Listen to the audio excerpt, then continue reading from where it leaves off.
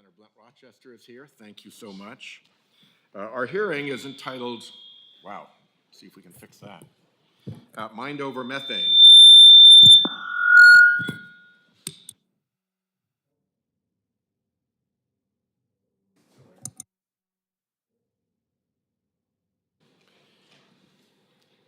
Our hearing is called Mind Over Methane. We got to fix this. Who's got it?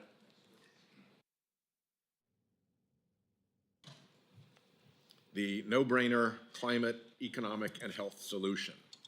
Methane, I think we know, is a greenhouse gas more than 80 times as potent as carbon dioxide. And the oil and gas sector,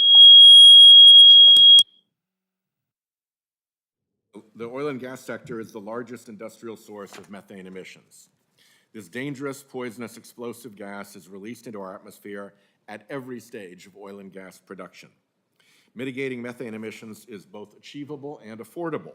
It saves lives and it lowers energy costs for families, and it's one of the most important things we can do for climate in the near term.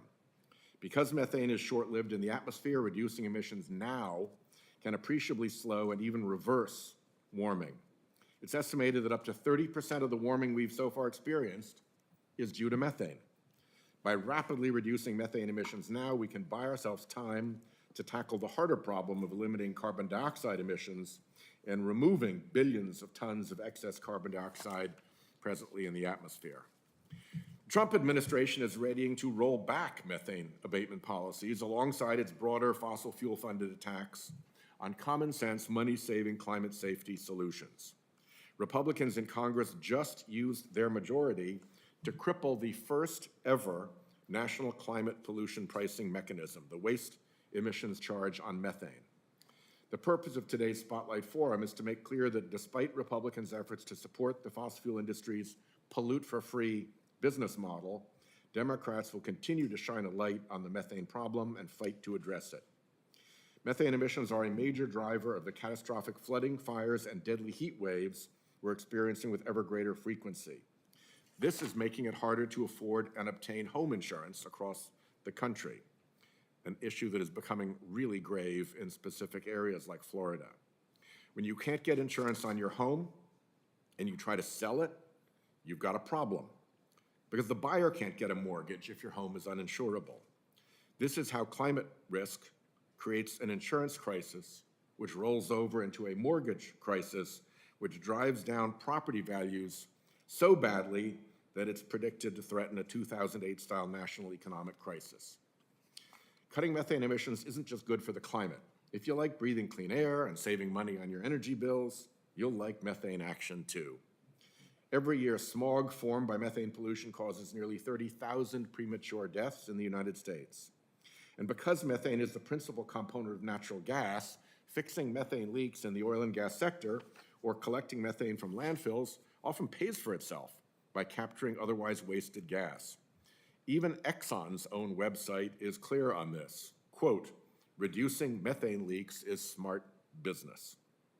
Several of the world's largest oil and gas companies have set a goal to achieve near zero methane emissions across their operations, and many claim to have achieved a 0.2% methane intensity from production.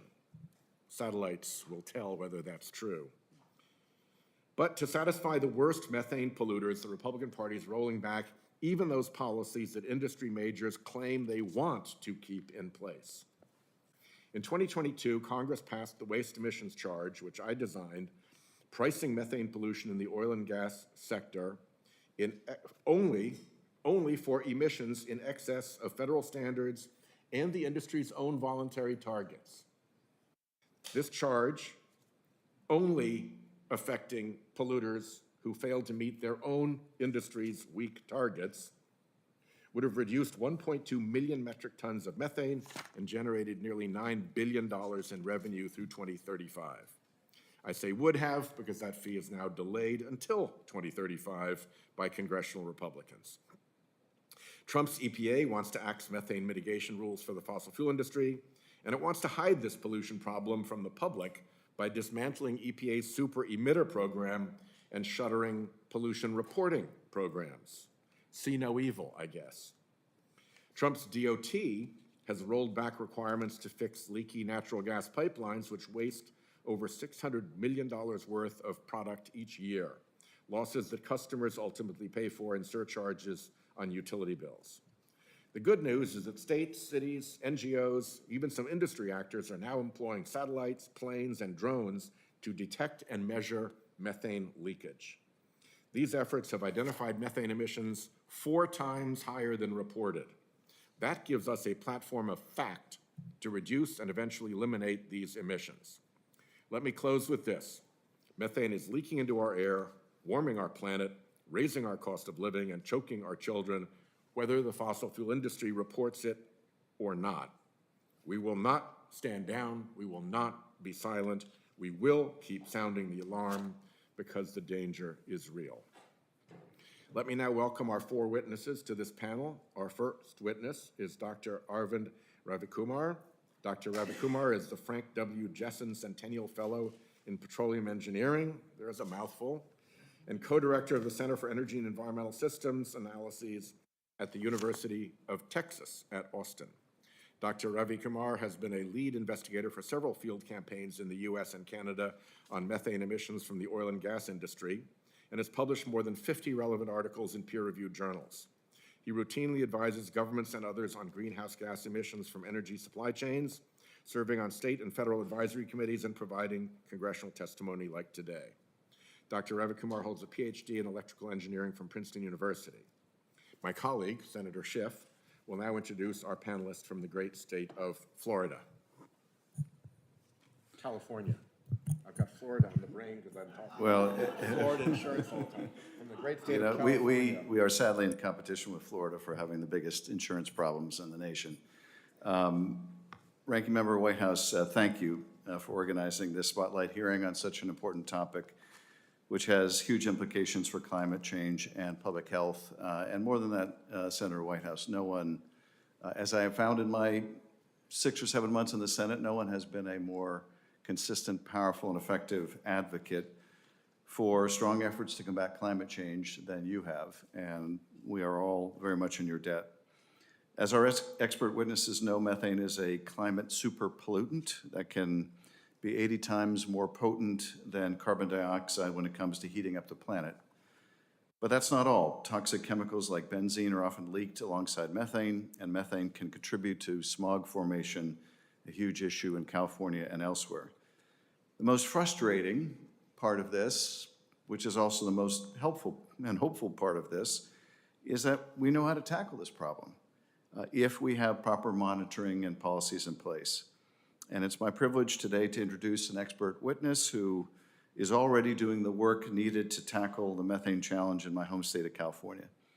Courtney Smith is here today. She is the Principal Deputy Executive Officer for the California Air Resources Board, which we affectionately call CARB, and she helps guide CARB and the state of California policies and programs for fighting climate change and making California's air cleaner. Ms. Smith's work at CARB is more important today than ever, as we are witnessing the federal government under the current administration dismantle so many of the smart policies and critical funding opportunities put in place by the last administration. The Trump administration and congressional Republicans have done huge favors for polluting industries, taking a sledgehammer to EPA's methane emissions fee, and announcing their intent to roll back EPA's methane reporting requirements and the agency's environmental standards for reducing methane emissions. What could possibly go wrong? And as if that weren't enough, Trump's big ugly bill actually rescinded funding meant for the oil and gas industry to help them reduce methane emissions. Today, I'm pleased that we have Ms. Smith here to explain how California is using satellite data to track and plug industrial methane leaks. I'm very proud of NASA's Jet Propulsion Laboratory, which I represented for many years in the House, and their path-breaking work and how well they have worked together with CARB. So thank you again, Ranking Member Whitehouse, for inviting Ms. Smith to be with us today. And thank you, Ms. Smith, for all that you're doing, all your remarkable work and your team at CARB in this space and in outer space. And with that, I yield back. And I will now turn to my colleague and friend, Senator Ed Markey of Massachusetts, who has been fighting the climate battle longer than I've even been in Congress and is a great champion for us. Senator Markey, over to you. Well, thank you, Mr. Chairman. And again, we're the ocean state and the Bay State, although I think Delaware and California have coastlines as well, as I recall, from sixth grade geography class. I have heard that. Yeah, I've heard that too. But they don't have the second fastest warming body of water off of their coastline the way we do, with the exception of the Arctic, which is what we have. And and it is setting up the conditions for a super storm event. Because again, the warmer the water, the warmer the atmosphere is, the more potent those storms are ultimately going to be. So thank you, Mr. Chairman. And today, I've invited an expert who is Laurie Ehrlich, who has served as Region 1 Administrator of the Federal Emergency Management Agency from January of 2022 in the Biden administration to January of 2025. And her work at FEMA helped Massachusetts respond to devastating floods in 2023. And I was proud to stand with her in Leominster as we secured much-needed funds to help our cities, towns, farmers recover from that disaster. Ms. Ehrlich was also invaluable in the fight to bring resiliency funding through the bipartisan Infrastructure Resilient Communities Region program to ensure that all of that funding came in to protect all of the communities in Region 1. And she also served as the federal coordinating officer for the region during the COVID-19 pandemic, and her work saved many lives of our friends and neighbors in the Commonwealth. And for 14 years prior to that, she was the state representative for Gloucester, Marblehead, Swampscott, Lynn, the crosshairs, where we will be hit, the fishing industry, the beaches of Massachusetts. She will be someone who can give us incredibly important information because she's an expert on energy, on safety, on climate, and I can't think of a better person to discuss how methane pollution affects these critical issues in today's hearing. And we thank you, Laurie, for being here. Thank you, Ed. Last but certainly not least, Dr. Sarav Arunachalam is Deputy Director and Research Professor with the UNC Institute for the Environment and Adjunct Professor at the University of North Carolina Gilling School of Public Health, Department of Environmental Sciences and Engineering. Hate to think what the font must be on your business card with all these long titles. Dr. Arunachalam has 2 decades of experience in emissions and air quality modeling. He contributes to international policy making under the United Nations International Civil Aviation Organization Committee on Aviation Environmental Protection. Dr. Arunachalam holds a PhD in chemical engineering from Rutgers, and welcome all the witnesses. Dr. Ravikumar, the floor is yours. I'll just, for order of business, when the witness statements have concluded, I'm going to turn first to Senator Blunt-Rochester by virtue of her first arrival, and then Senator Schiff and the Senator and the first and state. the first state. She does have to say that.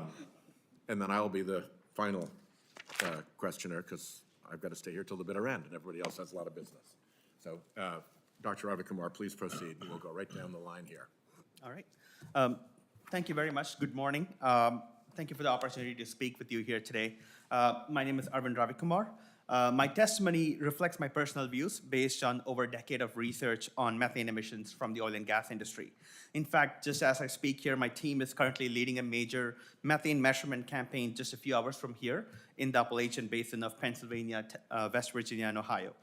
My team works closely with industry partners, federal and state agencies, and nonprofit organizations to ground our research in real-world operations and provide credible, independent data that supports better policy, regulatory, and business decisions.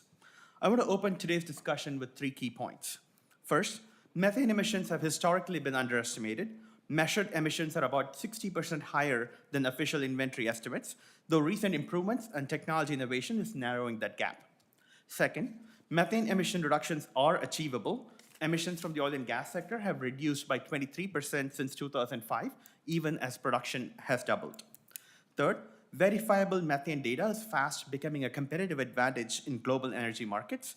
Continued U.S. leadership on methane is key to U.S. dominance in the sector. Methane made up 11% of U.S. greenhouse gas emissions in 2023. Of that, the oil and gas sector contributed 29%, with clear near-term mitigation potential. We know that a small number of sources, often referred to as super emitters, account for over half of all oil and gas sector methane emissions. The dominance of these super emitters is also seen in other sectors. For example, in our work in the Appalachian Basin, we found that just 5 coal mines contributed to nearly 80% of all methane from coal mines in the region. Similarly, just 10% of all landfills we measured emitted nearly half of all the methane from that sector. Technology to monitor and reduce methane emissions has advanced dramatically over the past decade. Advanced sensors, aerial and satellite leak detection, and continuous monitoring systems are now routinely deployed across major oil and gas basins. They've also enabled the industry to pinpoint the underlying causes of emissions, reduce emissions more effectively, and produce far more precise measurement-informed emissions across the oil and gas supply chain. It positions the U.S. to accurately characterize the emissions intensity of its energy products, including LNG, and stay competitive as global buyers demand cleaner fuels. We have already made real progress. Since 2005, methane emissions from the oil and gas sector have declined by 23%, even as oil and gas production has more than doubled, driven by targeted regulations, increased pipeline takeaway capacity in the Permian Basin that has sharply reduced flaring, cheaper monitoring technologies, and growing industry participation in voluntary programs. These have also led to declines in co-emitted pollutants, contributing to improved air quality in energy-producing communities. At the same time, the U.S. has become the world leader in methane innovation. Over 80% of methane-focused startups were founded here in the last decade, and we now have 268 companies, nearly 150 of them manufacturers, developing methane monitoring or mitigation technologies. These businesses are generating high-paying, skilled jobs in key oil and gas states, with Texas at the forefront. This sector has seen double-digit growth in the last 5 years and is well-positioned to scale further by exporting American-made technologies and services abroad. However, there is still a wide gap in performance across operators. Some operators have adopted advanced technologies and practices far more quickly than others. Some of the lowest methane intensity gas in the world is produced right here in the Appalachian Basin. But we also produce some of the world's highest methane intensity gas as well. That variability presents a powerful opportunity to reward and scale best-in-class performance, including through regulation and market-based mechanisms. As demand for U.S. natural gas continues to rise, credible methane data is becoming a key differentiator in the global market. Buyers are increasingly factoring emissions intensity into procurement decisions, with the European Union requiring verifiable methane data for imported fuels. To stay competitive, U.S. producers must be able to demonstrate that our emissions intensity is among the lowest in the world. That means a predictable policy environment and investments in large-scale regional monitoring programs, like those supported by the Department of Energy's Methane Emissions Reduction Program, which helps small and mid-sized operators participate affordably in transparent emissions reporting. This is also a strategic export opportunity. U.S. firms are already leaders in methane detection, and helping other countries adopt our technologies supports global climate goals and opens new markets for American solutions. But to maintain this leadership, we must hold all producers, foreign and domestic, to high standards. Disengaging from global methane efforts or introducing domestic regulatory uncertainty would cede influence and leadership to others with weaker tools and less experience, potentially disadvantaging U.S. firms. In closing, we have a real opportunity to lead on methane reductions. Thanks to a decade of innovation, smart public investments, and growing private sector engagement, we're already seeing measurable progress. To go further, we must keep investing in technologies that provide actionable data and create policy and market structures that reward low-emitting operators. Methane mitigation isn't just environmental policy. It is economic strategy. It cuts waste, reduces pollution, strengthens U.S. energy leadership, and builds markets for American-made technology. Thank you again for the opportunity to speak, and I look forward to your questions. Thank you, Doctor. Ms. Smith, welcome. Great. Thank you so much for the warm welcome and the opportunity to testify today. My name is Courtney Smith. I'm the Principal Deputy Executive Officer at the California Air Resources Board, or CARB, where we advance science-based strategies to reduce emissions of harmful air pollutants and also to protect public health and the environment. Back in 2016, then Governor Jerry Brown, who was frustrated at the federal dismantling of climate science programs, somewhat famously declared that California would launch its own damn satellite. Well, several years later, we've done just that. And I'm honored to be here with you today to speak about the innovative ways that our state is leveraging remote sensing technology to address potential methane pollution as part of our ambitious climate action. As Senator Schiff and Senator Whitehouse pointed out, California is on the front lines of climate change impacts, and the state has long recognized the urgency of addressing climate change and has set ambitious goals, including a commitment to achieve carbon neutrality by 2045 and a commitment to reduce methane emissions by 40% below 2013 levels by 2030. Reducing methane is critical to achieving our goals. Methane comes from a variety of sources, including oil and gas operations, landfills, and agriculture. And it also contributes to ground level ozone, which is linked to respiratory illness and premature death. So between 2016 and 2021, CARB and NASA's Jet Propulsion Laboratory conducted several multiple methane aerial surveys across the state using airplanes that were configured with NASA-developed imaging spectrometers. These flights really demonstrated the capabilities and the benefits of using remote sensing methane plumes, and it really laid the groundwork for more robust and continuous satellite-based methane detection. Fast forward, we have since dedicated $100 million in funding to support satellite detection and community engagement efforts. We selected Carbon Mapper and Planet Labs to procure this data following a competitive procurement process. We have started receiving images of methane plumes across the state just a few months ago, starting in May of 2025. Once we receive this data, we notify facility operators of methane leaks, which can emit hundreds of kilograms of methane an hour. Within 5 days of being notified, oil and gas operators are required under California regulations to go out and inspect that infrastructure and address leaking components, rather than just during periodic leak inspections. So the operators are essentially required to promptly repair their leaks by repairing faulty equipment and achieving substantial emissions reductions. Just a few weeks ago, as an example, on July 5th, our satellite partner detected a methane plume over an oil and gas field. We identified the responsible operator and immediately notified them. Following the framework that we have outlined in our regulations, the company repaired the leak just 4 days later. And so in this single instance, the rapid response initiated by the satellite data is estimated to have prevented the release of methane equivalent to the annual greenhouse gas emissions of nearly 2,500 passenger cars. It avoided over $100,000 in lost natural gas value and delivered $250,000 in total societal benefits based on methane's climate impact. Similar successes have occurred at pipelines and landfills where leaks may have gone undetected for months before the launch of the satellite. Methane remote sensing technology is also being explored as an option to satisfy new state requirements that we have for oil and gas facilities that are located near communities to install leak detection systems. So building on our experience in the oil and gas sector, CARB is also exploring regulatory changes that would incorporate satellite-based methane detection approaches for landfills as well.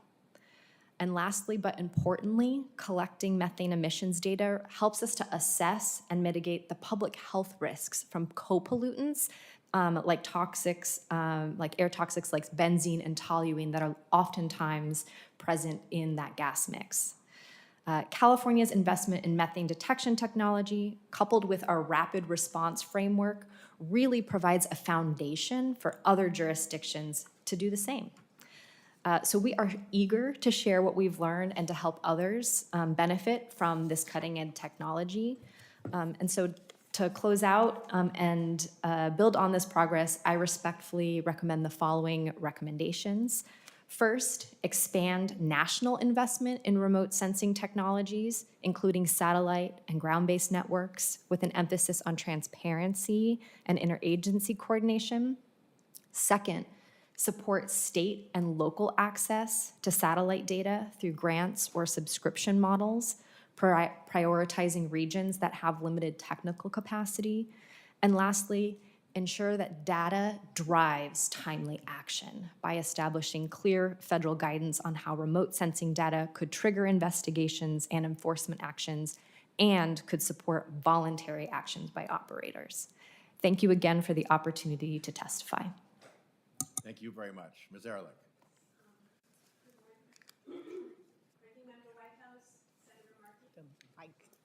Push the little button. Okay, that'll help. Thank you. Good morning, everybody. Ranking Member Whitehouse, my wonderful Senator Markey, Senator Blunt Rochester, and Senator Schiff. Thank you for your work, and also thank you for the opportunity to testify today on the urgent need to reduce methane emissions and responsibly transition away from fossil gas. My name is Lori Ehrlich. As Senator Markey mentioned, I served 14 years as a Massachusetts state representative and later as FEMA Regional Administrator for New England. Years of experience have clarified for me the public safety threat and the significant consumer cost associated with methane leaks at the local and regional level. I first became aware of the issue when I learned that unrepaired gas leaks in my community were killing trees by depriving their roots of oxygen. Replanted trees would also die because leaks were not repaired. This cost millions and frustrated cities and towns to the point of a civil action lawsuit. Massachusetts has the nation's second oldest gas infrastructure. And when I started, I learned that there were 25,000 leaks throughout the state. Historically, gas companies have internally graded those leaks by their human hazard potential on a 1, 2, or 3 basis. So the least hazardous leaks, the grade 3s, regularly persisted for decades. Because customers paid for all of the lost and unaccounted for gas escaping from these leaks, there was no incentive to make repairs and no accountability. My first filing in the year 2009 tried to put this hazard scale into statute and included a designation for damaged trees. According to an analysis from US PIRG, Environment America, and Frontier Group, a gas pipeline incident occurs somewhere in the United States every 40 hours. From 2010 through 2021, almost 2,600 pipeline incidents were federally reported, 328 of which caused explosions. These explosions killed 122 people and injured 603. One of these incidents occurred in 2018 in the Merrimack Valley of Massachusetts, where a gas pressure problem caused more than 80 fires in 3 towns, killing 1 person and injuring 22 others, and shutting down gas supplies for months. In addition, home explosions, some fatal, occur in Massachusetts on an alarmingly regular basis. While serving as the FEMA Region 1 administrator, I was faced with the additional threats that climate-driven flooding and extreme weather events pose to the infrastructure of highly pressurized and highly combustible methane running underneath our streets. In addition to safety concerns, both high and low-risk leaks from faulty pipelines waste a tremendous amount of gas, which drives up consumer energy costs. According to analysis by the Environmental Defense Fund, pipelines nationwide leak upwards of 2.6 million tons of methane each year. The distribution sector accounts for almost a third of this waste. That third amounts to over half $500 million of wasted gas, and consumers are on the hook for all of that wasted gas. Under the Biden administration, the Pipeline and Hazardous Materials Safety Administration, or PHMSA, worked in consensus with industry, communities, and experts to update a leak detection and repair rule for natural gas pipelines as directed by the Bipartisan Pipes Act that President Trump signed into law in his first term. Unfortunately, the new Trump administration has withdrawn this rule, forcing Americans to subsidize corporate waste and causing the continued emissions of over 500,000 metric tons of methane each year that would have been captured with the rule. But action can be taken at the state level. Working with a bipartisan coalition of unions, first responders, environmentalists, and many concerned citizens, I led several bills into law that require things like leak grading, monitoring, repair, information transparency, which is where the leaks are located, worker safety, winter patrol, gate box visibility, and scheduling repair of super emitter leaks. The overall impact of this work in Massachusetts can be measured in lives saved, methane emissions reduced, and the demonstration of a better way forward, all of which continues today. Of course, we know that the ultimate answer to the climate crisis is to transition to zero emissions energy sources. Massachusetts is leading the way and having an impact. Thanks to electrification efforts, gas use in Massachusetts buildings has declined by 17% from 2019 to 2024. But the science is clear. We must tackle methane emissions in parallel to decarbonization. We have a narrow window to meet our climate goals. A just strategic transition away from gas and toward clean, efficient alternatives is not only achievable, it's already underway in places like Massachusetts. With the right federal support, that momentum can become a national model. Thank you for your time and your commitment to tackling methane pollution and protecting our shared future. I welcome your questions. Thank you. Thank you so much. Dr. Arunachalam, you are closing witness. Please proceed. Good morning. Ranking Member Senator Whitehouse, Senator Markey, and Senator Rochester. Thank you for the opportunity to provide this statement on the critical connection between methane emissions and health. My name is Sarav Arunachalam. I'm a research professor and deputy director of the Institute for the Environment at the University of North Carolina, Chapel Hill, and adjunct professor in the Gilling School of Global Public Health. My research examines the air quality and health impacts of multiple source sectors, and specifically from methane from the oil and gas sector. The climate crisis is a public health crisis, and methane, due to its impact on warming and air quality, threatens human health. Cutting methane is the quickest, most effective way to address climate change while delivering significant near-term health benefits. Human activities contribute significantly to methane emissions from the oil and gas industry, landfills, and agriculture, as we already heard from our co-witnesses here. Methane pollution has a significant impact on public health. Methane emissions drive the climate crisis, resulting in more frequent extreme weather, increased food insecurity, increased infectious disease risk, and decreased air quality. And pollutants emitted alongside methane directly contribute to ground-level ozone and fine particulate matter pollution, which can cause respiratory and cardiovascular diseases, cancer, and stroke. Methane reacts with hydroxyl radicals to form various intermediate products, including carbon monoxide and other volatile organic compounds, which, along with nitrogen oxides, react in the presence of sunlight to form ozone. Globally, every megaton of methane reduced prevents 1,430 premature deaths due to ozone pollution. I'll give a nationwide health impact assessment of oil and gas. Methane and toxic air pollutants like benzene co-emitted from oil and gas production processes such as drilling, hydraulic fracturing, and venting and flaring. Nationwide, I was part of a study led by Bonacor, which found that in 2023, that air pollution from the oil and gas industry results in 410,000 asthma exacerbations, 2,200 new cases of childhood asthma, and 7,500 excess deaths, costing the US economy $77 billion in total health impacts. Focusing on Texas and health impacts related to oil and gas, pollution from oil and gas, including methane pollution, drives the formation of ground-level ozone. Reducing ozone pollution is critical to safeguard against health complications for mothers, newborns, and the elderly. Studies find that exposure to ozone can accelerate cognitive decline and is associated with adverse neural effects in the elderly. The Permian Basin, which stretches across West Texas and southern New Mexico, ranks among the most productive oil and natural gas regions in the world. In 2022, it accounted for 43% of US crude oil and 17% of US natural gas output.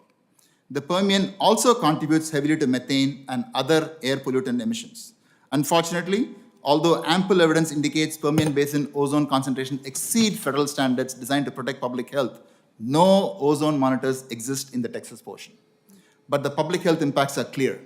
In 2016, Texas led the country with the number of deaths and asthma incidences that can be attributed to air pollution from oil and gas flaring and venting, practices wherein excess gas is burned or released directly into the air.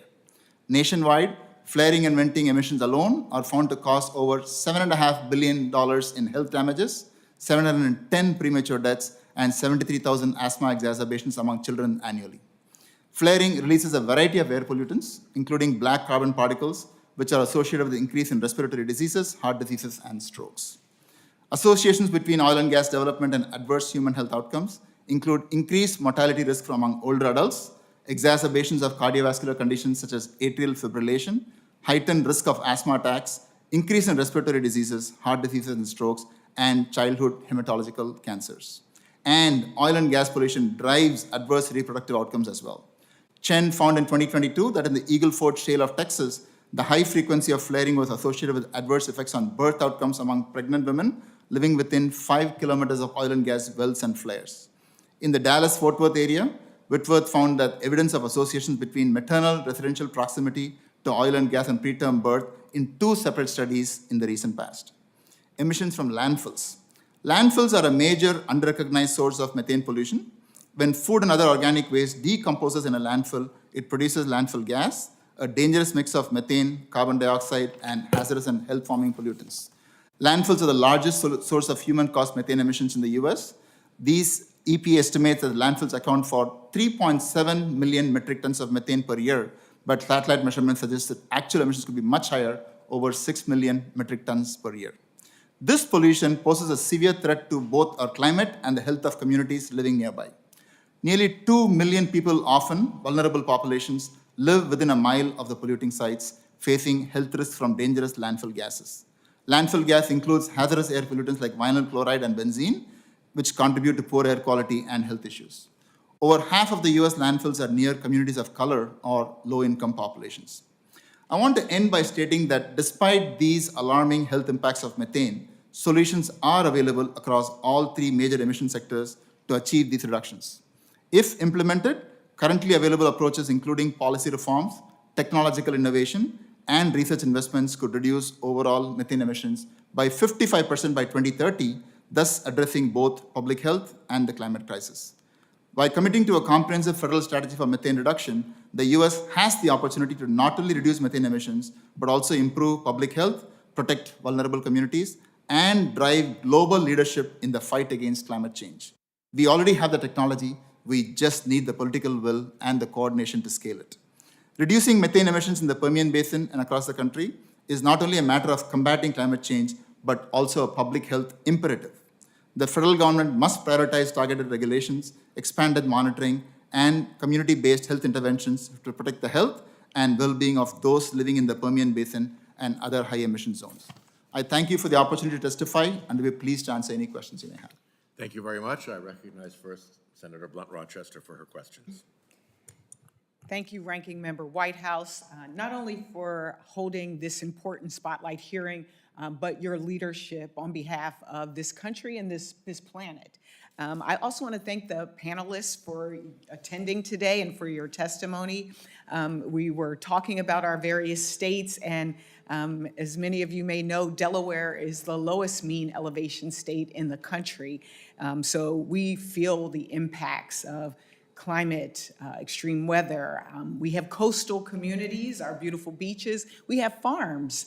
We're an ag state, and we also have environmental justice communities that have really suffered the impacts, and that's why this hearing, Mind Over Methane, is so important.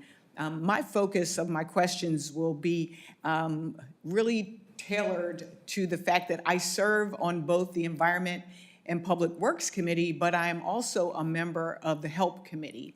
And as a member of both of those committees, I don't think you can talk about health without talking about the environment, or talking about environment without talking about health. And methane is also is often discussed as a potent greenhouse gas, but what is less often emphasized is the serious public health threat it poses, as you shared, Doctor. When methane pollution is released into the atmosphere, it exacerbates asthma, respiratory and cardiovascular conditions, and increases emergency room visits. This is why today's discussion goes beyond climate policy, but it's also about public health, health equity, and economic resilience. And I look forward to asking a few more questions of you, Dr. Aaron Chalom, about the latest research and actionable solutions. Doctor, can you explain how methane pollution contributes to the formation of ground-level ozone and particulate matter, and how this disproportionately affects vulnerable populations, particularly children, our seniors, and communities of color? Senator Rochester, thank you for that question, and thanks for your participation in both the committees, as you mentioned, specifically on the health side. I'm very pleased to hear that. Back to your question, methane reacts with specifically hydroxyl radicals in the atmosphere, which then forms multiple volatile organic compounds, which in the presence of other pollutants like NOx goes on to form ozone. That's the connection for ground level impacts of methane on tropospheric ozone, which we all breathe. And along with the other volatile organic compounds of methane, it goes on to form fine particulate pollution, which is not a single air pollutant that one can think of. It's a complex mix of multiple primary as well as secondary air pollutants. So methane is secondarily forming to air pollution focused on fine particulate matter. And that was a study that I talked about earlier, which talks about we have about 7,700 premature deaths in the US based upon methane and co-pollutants affecting human health, and leads to 400,000 plus asthma exacerbation cases. And it would be disproportionately impacting those populations that I just mentioned. That's right. Doctor, as someone engaged in both science and policy, what innovative approaches, whether in monitoring or modeling, do you see as critical for tackling methane-related health risks? I think the first is to find the dose. Okay, dose kills people. Dose is the poison. So I think we have heard from other witnesses here that methane emissions are vastly underestimated. The recent monitoring exercises, including satellite-based remote sensing, has come to spotlight the vast underestimate we have. The first thing we need to do is make sure we understand how much methane emissions are there, and the recent efforts like the methane sat, for example, and others have made significant progress in identifying how much methane emissions there. Once we quantify the amount of air pollution coming from methane, the next steps are to understand health impacts. The studies that I talked about have used existing measurement techniques, but we know they are underestimated already. So the first and foremost step is to make sure we know the correct amount of dose, which is quantifying the amount of methane that is emitted by the various shale plays that we have. And I think I heard from all of the panelists about data and just how important data is. I'd love for you to speak on the public health cost savings that can result from reducing methane emissions, particularly in terms of avoiding hospital visits or asthma treatments or missed work or missed school. And then I'd like to open it up to the panel if you would also like to add something regarding the public health implications of reducing methane. Dr. I'll start off with citing the one study that I talked about earlier, which is on a nationwide basis within the US, methane and co-pollutants led to $77 billion in health impacts, just focusing on criteria pollutants. We did not quantify air toxics in the study, so I would say that is an underestimate of the total public health impacts. And if you include air toxics, it could be way above the $77 billion that we have. So that's just from premature deaths, hospital admissions, asthma, exacerbations, and so on. But I think the overall numbers could be much higher than that cited study. Yes. Ms. Smith? Great. Yes, no, really appreciate your question. In California, the public health implications associated with co-pollutants that are often, present along with methane are a real concern, and it's an equity issue in our state as well. Research shows that the vast majority of communities that live within a mile of oil and gas production in California are low-income people of color. Recognizing the real questions that are raised around public impacts, the legislature passed a bill a few years ago that actually requires for oil and gas operations that are located near California communities to have to install leak detection systems. So we're actually exploring the use of remote sensing technology to serve that purpose, so that way we can understand if and when a plume cascades out of an oil and gas production facility into the community, and importantly, triggers requirements for that operator to go out, identify that leak, and address it. So the public health impacts are really a concern for us as well. Thank you, thank you. Doctor? One of the things about methane is that we face several intractable and complex challenges. Methane does not have to be one of them. We know what to do. We have cost-effective technologies that states like California and others are using, and we have industry that's willing to take action. Many major companies have put out press statements and activities that they're continuing their leadership on methane in reducing emissions.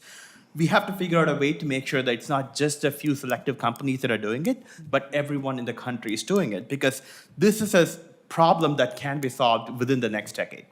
Thank you, thank you. So much has been said that is right on point with this topic. I think in terms of public health, my time at FEMA, where we were managing disasters, obviously not healthy situations, and lives are often lost if we can keep the methane in the pipes instead of in the atmosphere. Obviously, climate change can be hopefully mitigated and not have that kind of disastrous situation. So I guess that would be my contribution. Thank you so much. Sure. And I will yield back, Mr. Ranking Member. Thank you very much, Senator. Let me start with Dr. Ravikumar. I think every witness has mentioned underreporting and underestimating of methane leakage. My questions to you, I guess, are why? And we've moved from detection by planes and handhelds to detection by satellites and drones. Is there a next technology coming on that we should be investing on to help cure this persistent problem of underestimating and underreporting? Thank you for the question, Senator Whitehouse. So a little bit of history here. So the reporting standards that were in place until 2024, they were based on data collected by the EPA in 1996, even before the shale revolution happened. And so the industry has changed significantly over the past 3 decades. But the reporting standards for the new shale industry has not changed in over 30 years.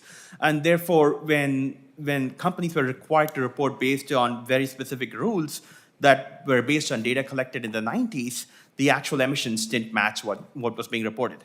But EPA listened to feedback both from the industry and from all the studies that have been conducted in the past, and in 2024, updated reporting requirements through Subpart W of the Greenhouse Gas Reporting Program.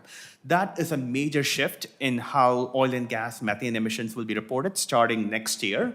And that is going to significantly address the problem of these underestimations. So hopefully, if the new rules remain in place, we will see better data coming out of companies because of the changes made to the reporting program. I'll take a moment to make an unpleasant editorial observation, which is that my experience has been that EPA in Republican administrations has not been willing to update or be responsible about the huge gap that it was aware of in methane emissions reporting because it didn't want to embarrass the fossil fuel industry. And in Democratic administrations, EPA ignored that same gap in reporting because it didn't want to embarrass itself. And it took Congress to have to step in and get EPA to do its damned job. So that's been a persistent frustration of mine with the EPA across administrations of both parties. Ms. Smith, what would you say are the most important lessons that California has learned from its new satellite data? And what would you like to see as the next steps in expanding the satellite or other technology data network so that we have better and quicker coverage? And relatedly, are there steps underway to make this not just national, but international, so that we can name and shame huge leaks in other countries as well? Absolutely. No, I appreciate the question. Well, we've learned a lot, and some of it has been ground truthing what we suspected. So for instance, being able to actually understand where the sources are in California, that they are predominated by oil and gas production, largely the plumes that we're seeing. Interestingly, some of this data is really allowing us to fine-tune our regulatory approach. So to give you an example, right now, we're in the process of updating our landfill methane regulation. Now, this has been on the books since 2010, but because of aerial flyover data and additional research, we now know that there are leaks coming and that the vast majority of them are associated with like the working face of the landfill, where you're actually putting the trash, as well as leaks in the capture system. So this is like directly informing new requirements we're considering so that we were able to better manage the emissions from that.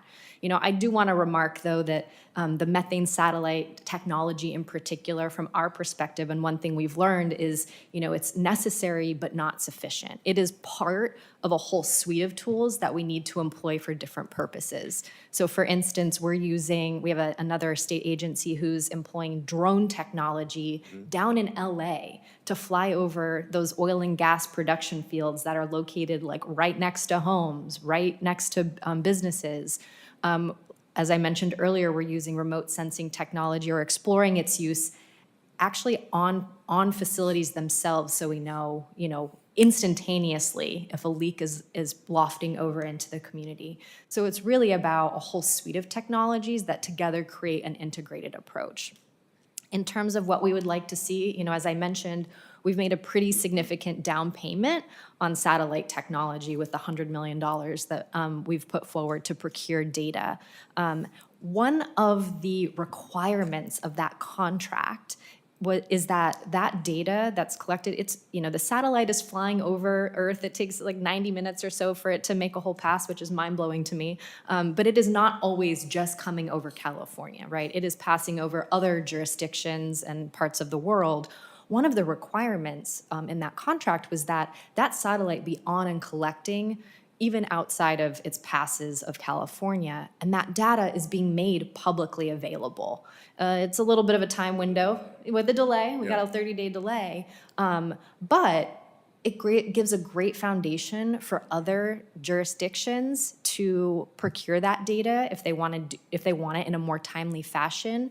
Even in the absence of that, they can go onto Carbon Mapper's portal right now and look at that data and learn, you know, general, you know, information around where sources appear to be happening in their jurisdiction. And so, send in a drone or a handheld Sure, or a plane that's fly right. over to get real time now that they've That's been given exactly the hint right. where the big leaks are. That's right. And that's why coupling the technologies makes a lot of sense.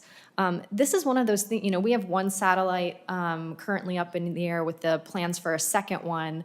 The more satellites that you get, the more passes, the more images you're able to get, the more coverage, right? The more spatial coverage you get. So this is really a technology where there are economies of scale, meaning it would be appropriate for like a national investment or a coalition of the willing to come in and pool money, again, because the more that you're able to have more satellites, more passovers, you get more data. However, even in the absence of that, as I mentioned, you know, we've got a contract now that really does try to provide and share and give others the platform to learn from what we're gathering with our satellite. And would you recommend that the United States pursue participating in an entire international network of methane satellite detection so that we have full global accountability for methane leakage from whatever country? Absolutely. I mean, the technology is right for that, right? Satellites circle the globe, not just our nation. So that certainly, would be a smart thing to do. Two quick things just off your answer to that last question. First, it sounds like the satellite information has considerable detail to it. If you can figure out from a single landfill where the working face of the landfill is the source and where leakage out of the methane capture system is the source, give a practical example of how closely the satellite imagery allows you to focus. Is it down to the size of this room? Is it down to the size of a football field? It's obviously a lot better than county. Yeah, well, I mean, it depends on the sensor technology. The one that we have is known to be more, you can think of them like lenses on a camera, right? Some are gonna give you that broad zoom, some are gonna be able to focus in more. The one that we utilize is one that is a little more point censored, and the resolution is about 30 meters. So that's pretty good when you're talking about a landfill to be able to generally pinpoint. Size of this room then. That's right. And then, California is not only affected by methane leaks that take place within California, but it's affected by methane leaks that are blown by prevailing winds over California. How big is the range around California where you are conceivably looking and seeking enforcement, not because the leak is in California, but because health effects and consequences will occur in California that you can defend your people against? Well, as a regulator, I have to offer that, right now where we're focused is on those facilities that we do have jurisdiction regulating, which do fall within the state of California. Certainly, though, as we start to get more data and information more broadly, I think there's an opportunity, whether it's us or others, because this data is public, to be able to reach out to other jurisdictions, other facilities, even if they aren't regulated, but on a voluntary basis, to let them know so they can go out and sort of be a good public steward. I mean, certainly the United Nations, through their IMO, their International Methane Observatory, has a very similar approach where they notify folks when they find methane leaks in the hopes that they'll do the right thing. Yeah. Ms. Ehrlich, coming off your emergency management experience, you made an interesting observation about methane leakage adding to climate risk, contributing to worse storms and flooding, which, when they come ashore, then hit methane infrastructure, natural gas pipelines and things like that, in a way that can create extra hazard in emergency response. Could you elaborate a little bit on what you've seen, where you've seen it, what it means for a first responder to have to deal with an environment in which there's natural gas leakage, for instance, because of a climate-enhanced storm? Sure. So one thing that I've learned in my time in government is that, especially when it comes to climate change, everything is connected. Here at this hearing, we've been talking about public health, we've been talking about public safety, we've been talking about, all of these things are tied into this issue and to climate change. What I've seen at FEMA is not just the actual physical public safety of an explosive gas pipeline being exposed or altered during a disaster, but also the impact of that methane escaping into the environment and really energizing, juicing up these storms so that the impact when the storm hits is even worse. So I think drawing that connection is something that national policymakers can help, help to support the states in that way so that they can make the changes on the ground on the state level and make these connections. What you learn in government is everything's connected. And to be able to do that, I think, is very important. I think federal policy clearly plays an important role in forwarding this issue, and some of the features in the Inflation Reduction Act, like electrification rebates, building retrofit incentives, and methane emission monitoring, were all a great start.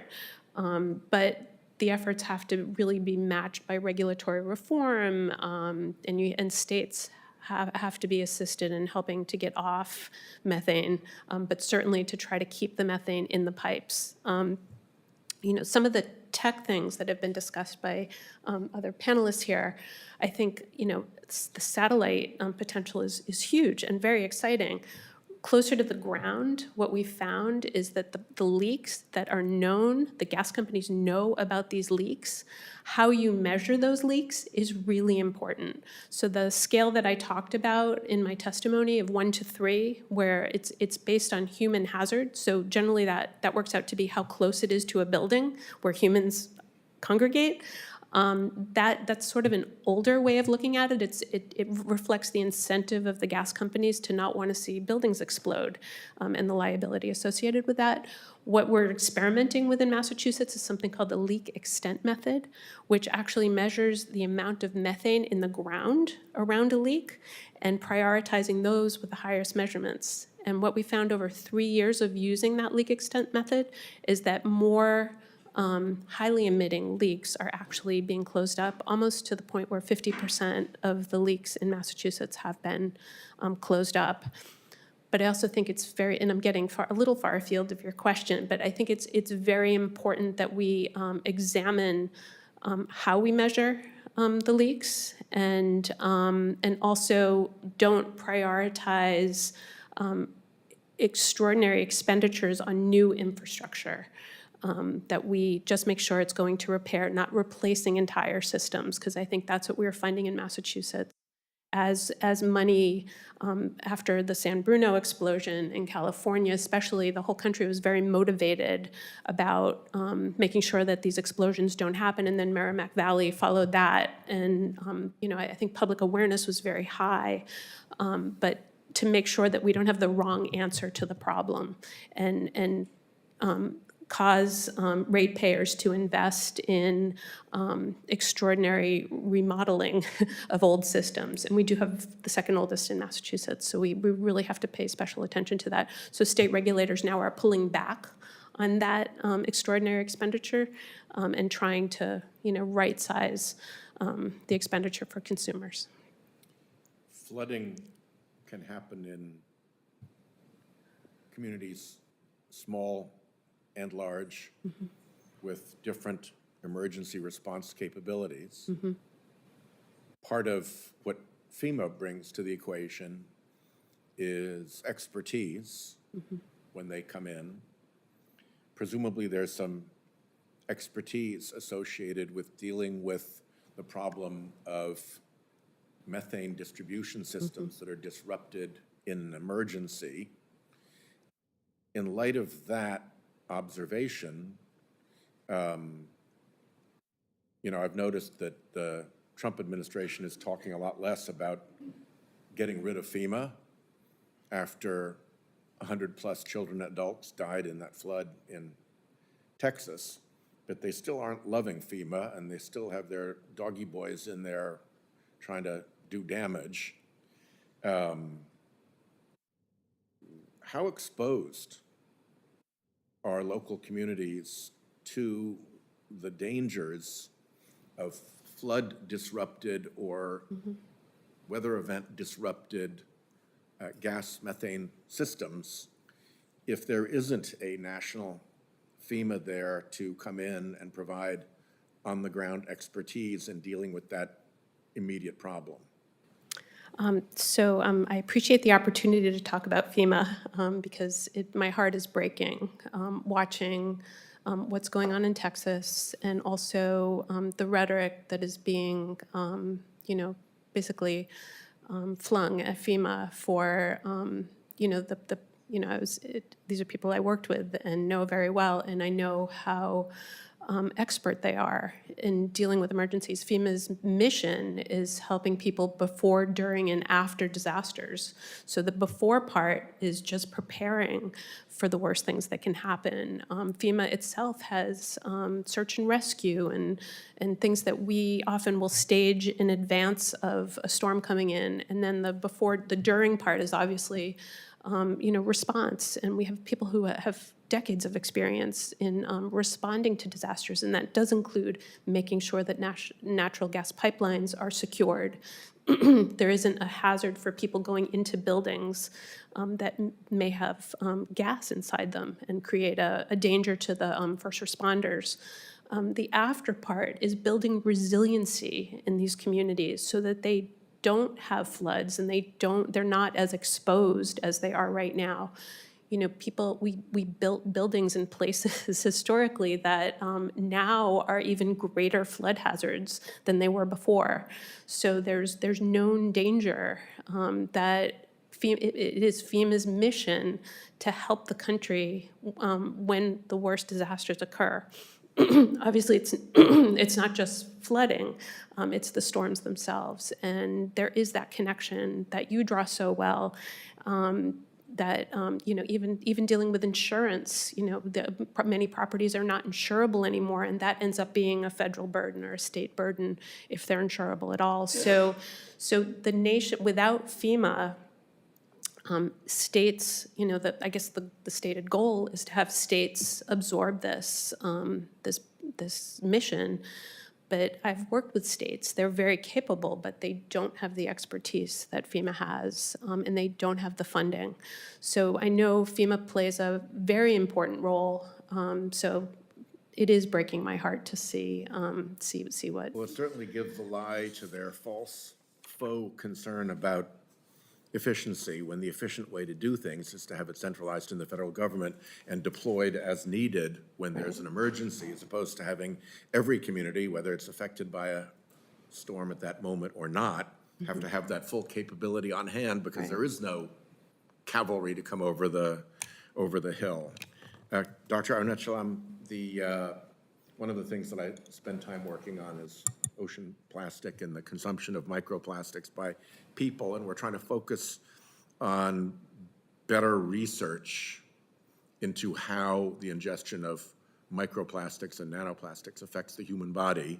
You've talked about a very different risk, which is the ingestion of chemicals from exposure to methane, but it seems that the same question, which is, what are the next technologies? What are the science and research investments that the federal government needs to be making to better understand that health hazard? You're expert in that, in the methane area. What are those investments that we should be making? What would you most like to see funded in terms of new research and public health monitoring capabilities to address the threats you testified about? Senator Whitehouse, thanks for the opportunity to answer that question. It's a great question, and there are plenty of opportunities that the government can step up to help in the public health space. The first thing I would look for is to have a public health community-based survey around where people are living near the major oil gas wells that we have in the country, and really try to understand what is happening at the local community scale based upon community surveys, community monitoring of public health, and look for various endpoints. That is one that we can do with some of the very important shale play oil and gas wells in the country. The second I would do is look at a broad nationwide study to look at people who are exposed to air pollution at different levels and specifically tease out the impacts from methane and its co-pollutants. The study that I talked about is based upon one specific assessment from a few years ago, but at the same point, we all talked about how there are underestimates of emissions. So I think we need to have a dose-response relationship based upon increased dose from methane and co-pollutants and how they go on to affect human health. So I would look at two kinds of studies, one focused on community-based studies around where the source regions are, and the other more population-based across the country. Well, thank you all for coming and sharing your expertise and your experience. It will inform our work going forward. As I said in my opening statement, the fact that the Trump administration has sold itself to the fossil fuel industry in truly appalling ways gives us project and a purpose to make sure that we can address the public health problems associated with these pollutants and the climate dangers associated with these pollutants and the economic consequences of that risk, which are now so robustly being felt in Florida in particular through homeowners' property insurance meltdowns. And we are going precisely nowhere on this. We're going to stand right where we are. We're going to continue fighting. We're not going to back off. This needs to be done. The public actually supports us, but the public can't focus its views on Congress the way the fossil fuel industry can, with super PACs and billions of dollars in dark money and all of the tools of influence that this industry brings to bear to deform democracy and protect its pollute-for-free business model. So thank you very much. I want to thank Senators Schiff and Markey and Blunt-Rochester for joining us and for introducing the witnesses, and we look forward to continuing to work with you in the weeks and months ahead. One of the very nice things about this new technology is that it creates a whole new visibility. And a company that might pay to send political money to Congress to prevent good methane regulation that it publicly claims to support, falsely publicly claims to support, is going to be really caught when that satellite shows they're the ones who are leaking. And their board and their executives and their shareholders have to face up to the facts. So it's really powerful technology that we have to work with. And I particularly want to thank you for the support of that satellite work and the data processing off of that information. And with that, our spotlight hearing is concluded. Thank you so much.